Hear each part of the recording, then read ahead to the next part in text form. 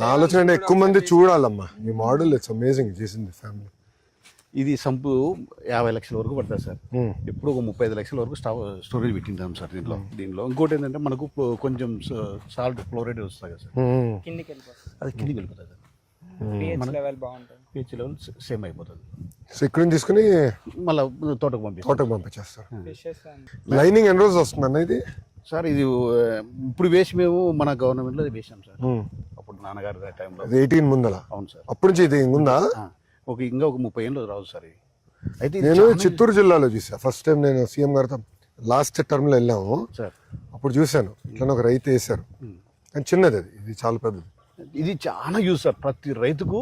ఇంకా ఏంటంటే మా ఆలోచన ఇంకా ఒక ఎకరమైన కొట్టి వేసేసి ఓన్లీ కూరగాయలకు వర్షం లేకుండా పండేట్టుగా ప్లాన్ చేయాలి, బెటర్ అనిపిస్తుంది సార్. గ్రౌండ్ వాటర్ అంటే మీకు గ్రౌండ్ వాటర్ లెవెల్ తగ్గిపోతుంది. అవునమ్మా. అప్పుడు ఇది బాగా హెల్ప్. అప్పుడు ఇదంతా రెయిన్ వాటర్ కదా, 100% రెయిన్. ఎక్కువ ఎప్పుడైనా తగ్గిపోతే ఇది మనం మోటార్లో పెట్టి ఇక్కడ కొట్టేస్తాం సార్ కొంత స్టోరేజ్. ఆ సాల్ట్ వాటర్ అంతా దిగిపోతుంది. మళ్ళీ మిగతా అప్పుడు pH లెవెల్ కరెక్ట్గా సరిపోతుంది సార్ మాకు.